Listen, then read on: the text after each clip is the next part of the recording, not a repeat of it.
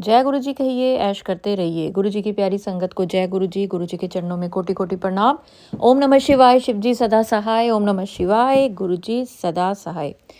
संगत जी, आज का जो गुरु जी का सत्संग है वही संगत सुन पाएगी जिसके घर से नेगेटिविटी हटनी है, जिसको गुरु जी ने कीचड़ में से निकालना है। आज गुरु जी का सत्संग हर उस संगत के लिए है जो अपने आप को गुरु जी की कमल वाली संगत मानती है। क्या होती है कमल वाली संगत? कमल वाली संगत गुरु जी ने पहले भी एक सत्संग में बताया था कि ऐसी संगत जिसके आसपास बहुत नेगेटिविटी है, बहुत नेगेटिव लोग हैं, बहुत गलत लोग हैं, बहुत लोग उसको कुछ भी उल्टा सीधा बोल देते हैं, कुछ भी मतलब वो उनके बीच में रह तो रही है लेकिन बहुत अकेली है। उसको ऐसा लगता है कि मैं क्या करूं, मैं कुछ अनर्थ कर जाऊं, मैं कुछ ऐसा कर जाऊं। तो आज गुरु जी का संदेशा ऐसी ही संगत के लिए है। वो चाहे कोई भी संगत हो, जिसके घर में बहुत ही अजीब सा माहौल है, जिसमें उसका दिल नहीं लगता लेकिन उसको रहना पड़ रहा है। घर में किसी की भी आपस में बनती नहीं, सब कोई एक दूसरे को हमेशा नीचा दिखाने में लगा रहता है, अपने आप को ऊंचा समझते हैं या फिर पीठ पीछे एक दूसरे की निंदा बुराई करते हैं। तो कोई भी ऐसी संगत जो ऐसे माहौल में रहती है, यानी कि कीचड़ जैसे माहौल में रहती है, फिर भी गुरु जी को मानती है कि गुरु जी आने वाला वक्त आप मेरा ठीक करोगे, इस विश्वास के साथ कि जो हो रहा है आपकी मर्जी से हो रहा है, लेकिन जो होगा वो आपके आशीर्वाद से होगा और वो बहुत अच्छा होगा। अगर आप वो संगत हैं जो ऐसा सोचते हैं तो आप वो कमल वाली संगत हैं। और आज मैं आपको कुछ ऐसे गुरुजी के उपाय बताऊंगी जिससे कि आपको समझ आ जाएगी कि आपके घर में जो नेगेटिविटी है वो कैसे दूर होगी। पर उससे पहले आपको पता कैसे चलेगा कि घर में इतनी नेगेटिविटी है? एक चीज़ और, आज आपको पता चल जाएगा कि इतनी नेगेटिविटी किसकी वजह से है। ऐसा कौन सा इंसान है जो आपसे बहुत ज़्यादा जेलस फील करता है, आप या फिर आपकी तरक्की नहीं होने देता, या फिर आपके घर के माहौल को बिगाड़ने में उसका बहुत बड़ा हाथ है। तो चलिए संगत जी, सत्संग को पूरा सुने ताकि गुरु जी की पूरी ब्लेसिंग्स आपके ऊपर हो। इस सत्संग को ज़्यादा से ज़्यादा शेयर करें ताकि किसी के घर में भी नेगेटिविटी ना रहे।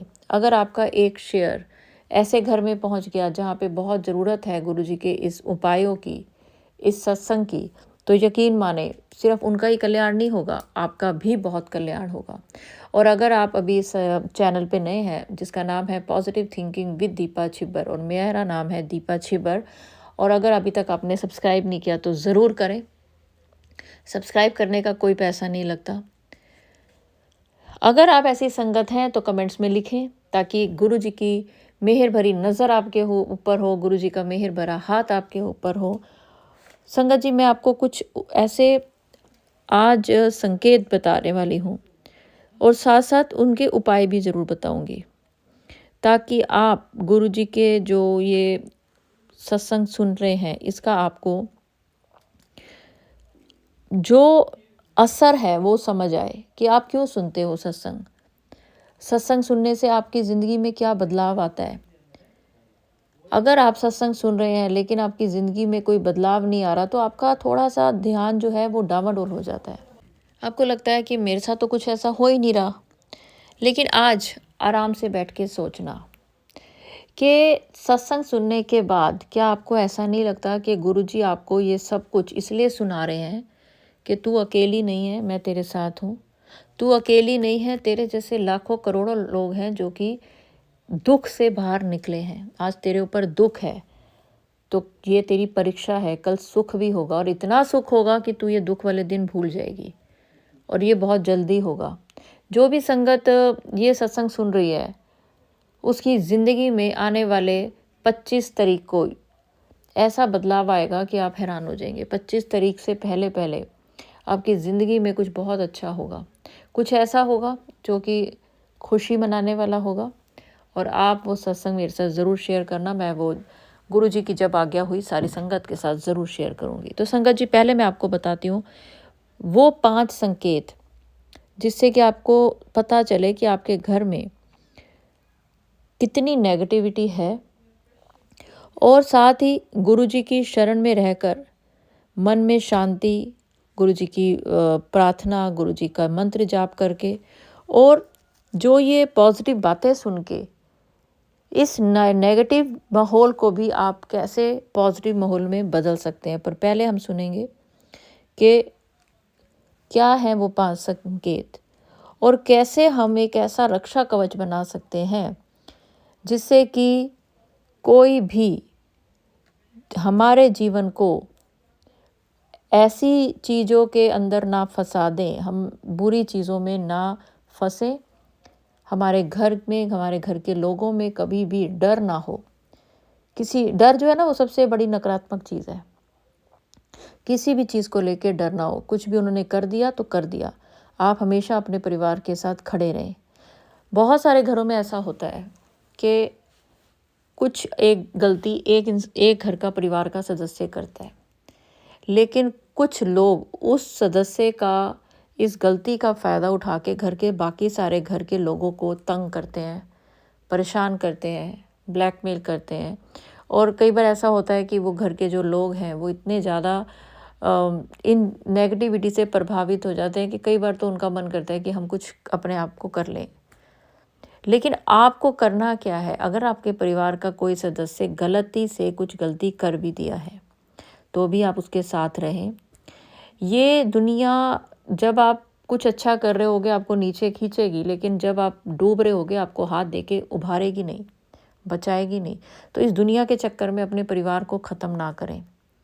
जिससे गलती हुई है, अगर वो गलती मानते हैं तो अपने जीवन को और आगे की तरफ लेके जाएं, पुरानी चीज़ों को छोड़ दें। लेकिन हम लोग क्या करते हैं कि गलती पे गलती, गलती पे गलती पकड़ते जाते हैं, और इसका फ़ायदा बाहर के लोग करते हैं।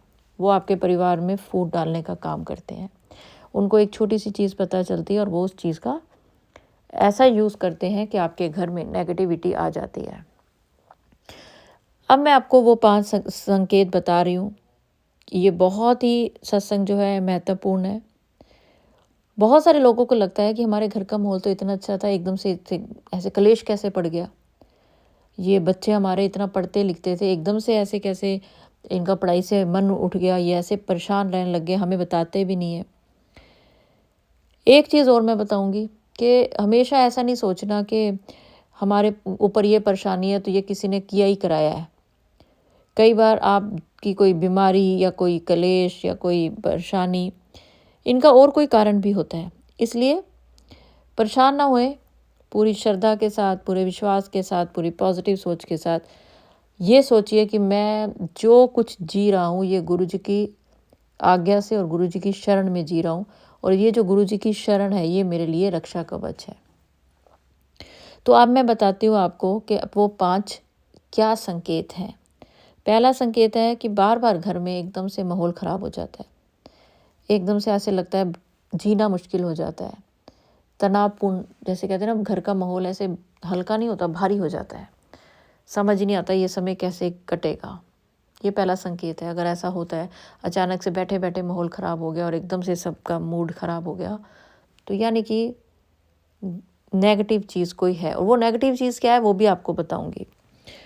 अब दूसरा जो संकेत है वो ये है कि बच्चे एकदम से बहुत ज़्यादा या तो डरेंगे किसी चीज़ से, या एकदम से बहुत उनको एंजाइटी हो जाएगी, बेचैनी हो जाएगी, लेकिन उनको कारण नहीं समझ आएगा किस वजह से ऐसा हो रहा है, क्यों इतना वो ऐसे एकदम से बेचैन महसूस कर रहे हैं। इसका भी कारण क्या है ये आपको बताऊंगी। तीसरा संकेत है कि छोटी छोटी बातों पे झगड़े हो जाएंगे घर पे। कुछ भी नहीं था, इतनी छोटी सी चीज़ थी, उससे ही इतना बड़ा कलेश हो गया घर में। चौथा संकेत होता है कि एकदम सब हमेशा ही घर में ना हर कोई नेगेटिव बातें करता है। कुछ भी आपने काम शुरू करना है, लेकिन उसके लिए पहले ही नेगेटिव सोच लो। जाना है कहीं, उसके लिए पहले नेगेटिव सोचने लग जाए। तो घर में जैसे सब नेगेटिव अगर ज़्यादा विचार करते हैं तो ये भी, क्योंकि नेगेटिव कौन बोलेगा? जिसको गुरुजी पे विश्वास नहीं है। जिसको गुरुजी पे विश्वास है वो हमेशा पॉजिटिव बोलेगा। आप ये सत्संग सुन रहे हैं, आप गुरुजी की संगत है और आप पॉजिटिव हैं, आप कभी नेगेटिव ना सोचेंगे ना बोलेंगे, तब तो आप गुरुजी की पक्की संगत है। और सबसे ज़रूरी संकेत, 5वां संकेत, आपका पूजा पाठ में मन ही नहीं लगेगा। आप करोगे ज़रूर, पर आप कहोगे क्या करूं पूजा पाठ, घर में तो माहौल इतना गलत है, घर में तो मन ही नहीं करता पाठ करने का, सब एक दूसरे को देख कर गुस्से में आ जाते हैं, मैं क्या करूं कि पाठ करके क्या करूं, कोई फ़ायदा नहीं हो रहा। इस तरह की नेगेटिव विचार अगर आपके मन में आ रहे हैं तो ये सबसे बड़ा संकेत है कि आपके घर में कुछ नेगेटिविटी है। वीडियो को लाइक करना ना अब मैं भूलें। आपको ये बताती गुरु हूँ, जी के पहले तो आप चरणों में मुझे इनमें हाजिरी से होती लिखिए है। कि आपके घर में कमेंट्स क्या में अपने दिल नेगेटिविटी की है, अब बात मैं आपको फिर लिखिए, उनके क्योंकि उपाय कमेंट्स बताती हूँ। आपके गुरु जी तक पहुंचते हैं इनमें और से गुरु जी कोई कमेंट्स भी पढ़कर नेगेटिविटी आपके घर में आपके है, ऊपर उसका एक अपनी ही मेहर कारण भरी है। नज़र और मेहर भरा हाथ रखते हैं। आपके घर तो में चलिए किसी संगत जी, ऐसे अब मैं इंसान आपको एक की आंटी वजह जी का से एक बहुत ही प्यारा ये शुक्राना सब कुछ सत्संग है जो सुनाती आपकी हूँ। खुशियों को देखकर खुश नहीं होता। कई लोग आपको सामने से दिखाते बहुत हैं कि अरे हम तो बहुत खुश हैं, अब तुम्हारे साथ ये हुआ, तुम्हारे बच्चे पढ़ लिख रहे हैं, तुम्हारा काम अच्छा चल रहा है, अरे बहुत अच्छा है। बहुत बार ऐसा लोग दिखाते हैं, लेकिन अंदर से दिल से वो खुश नहीं होते। आजकल सब चाहते हैं कि उनके घर में ही तरक्की हो, उनके बच्चे ही तरक्की करें, आपके नहीं। तो सबसे पहले अपने घर में एक उपाय बताने जा रही हूँ। ये उपाय करें, आपके घर में जब भी कोई आए उसके आने से पहले गुरु जी का जल प्रसाद बना के थोड़ा सा और अपनी चौखट पे उसको डाल दें और छिड़कना है। आपने पूरी चौखट पे आपने छिड़कना है, बाहर भी छिड़कना है, अंदर भी छिड़कना है। और जब कोई चला जाए तब भी आपने ये करना है। ये आपका पहला उपाय। अब बच्चों की पढ़ाई के लिए या बच्चों पे नज़र लगी है, बच्चों का घर पे मन नहीं लग रहा, घर में आते ही कलेश करते हैं, घर का कुछ खाना पीना नहीं है, फ़ोनों पे लगे हैं, झगड़े कर रहे हैं, तो कुछ भी बच्चों से रिलेटेड अगर प्रॉब्लम है तो एक उपाय बता रही हूँ। एक छोटी सी पर्ची में थोड़ा सा नमक रखें, उसको जैसे पुड़िया सी बना लो। डॉक्टर पहले पुड़िया सी बनाते थे ना, ऐसे एक पुड़िया बना लो। किसी भी चीज़ में आपने नमक रखना है। फिर उस नमक को आपने अपने बच्चों के कमरे में कहीं रख देना है। 7 बार गुरु जी का मंत्र जाप करना है। फिर आपने जब बच्चों के कमरे में सफाई करनी है, पोछा मारना है, तो वही नमक आपने पोछे में डाल देना है। ये आपने 3 बार करना है, किसी भी 3 दिन करना है, कभी भी करना है, लेकिन 3 बार करना है। ये आज कर लो, कल कर लो, फिर परसों कर लो। मैं दोबारा से बताती हूँ। थोड़ा सा नमक किसी पुड़िया में बना के या किसी चीज़ में भी रख सकते हो। बच्चों के कमरे में रखें, गुरु जी का 7 बार मंत्र जाप करें। और फिर ये आपने तभी करना है जब उसके बाद सफाई करनी है, सफाई से पहले। तो फिर जब कमरे में पोछा लगे तो ये वाला नमक पोछे में डाल के पूरे कमरे में पोछा बनाना है। ये जो पोछा है, या बच्चों के कमरे के अलावा और भी जगह पे मार सकते हैं। अब किसी की मेड़ है या किसी के घर में आपकी नहीं चलती है कि मैं कैसे करूँ ये, तब आप क्या करें कि मैं तो पोछा भी नहीं मारती और मेरे घर में मेरे को बहुत घरों में हर घर की अलग कहानी है। तब आप मानसिक भी कर सकते हो, यानी कि ये सोच लो कि मैंने बच्चों के कमरे में नमक रखा, अब ये सफाई वाला आया या जिसने भी सफाई करी, और ये वो नमक उठा के मैंने इसमें डाल दिया। क्योंकि गुरुजी आपके भाव देखते हैं। आप भाव से करके देखिए, 3 दिन करके देखिए, कोई भी 3 दिन कर लो, कभी भी कर लो। तीसरे दिन करते ही आपको समझ आ जाएगी कि बच्चों के ऊपर से कितनी बड़ी नेगेटिविटी दूर हो गई है। जब आप पूजा करने बैठें तो पूजा में आप कोशिश करें कि जब आप आरती कर लें तो जैसे पूजा में मन नहीं लग रहा, तब आपने अपने पास एक कपूर का टुकड़ा रखना है। जलाना नहीं है, उसको सिर्फ रखना है। और पूरा अपनी पूजा अच्छे से कर ली। अब उस कपूर के टुकड़े को उठा के आपने अपने पूजा स्थान से उठा के और अपने ऊपर से 7 बार वारना है। और किसी जगह पे जाके, जैसे कोई दीपक ले लो छोटा सा, या जोत पड़ी है तो कहीं भी उसको जला दो। मंदिर में भी जला सकते हो, मंदिर से बाहर भी। पहले उसको रखना है, पूरा टाइम पूजा कर ली अपनी, सब हो गया। अब उसको उठाना है, अपने ऊपर से 7 बार वारना है और उसको जला देना है। ये 3 उपाय आप करें और अपने घर में जो आपके घर का माहौल है वो बिल्कुल बदल जाएगा। अब घर में सबके आपस में बहुत लड़ाई होती है, सब बहुत कलेश, किसी छोटी सी बात का कलेश पड़ जाता है। इसका पहले भी बताया हुआ है गुरुजी ने, यही उपाय। जब आप खाना बनाते हैं तो खाने में 1 बूंद शहद डालें, गुरु जी का मंत्र जाप करते हुए, और वो खाना सब खाएं तो सबके दिल में गुरु जी के प्रति आपके दिल में श्रद्धा है, तो आप ये करेंगे तो सबके दिल में गुरु जी के प्रति श्रद्धा तो जागेगी जागेगी। आप देखना सब गुरु जी को मानेंगे और घर में सबका आपस में बहुत प्रेम भी बढ़ जाएगा। अब 5वां उपाय, 5 संकेत हैं तो 5 उपाय भी तो बनते हैं। 5वां उपाय, जो घर में आपका ये भारीपन सा हो जाता है ना, एक माहौल, और बहुत बार आपका सिर भी भारी हो जाता है, आंखें भारी हो जाती है, ये तो आपके ऊपर है कि आपको किसी ने नेगेटिविटी आपके ऊपर है, कि आपको किसी ने नज़र लगाई है।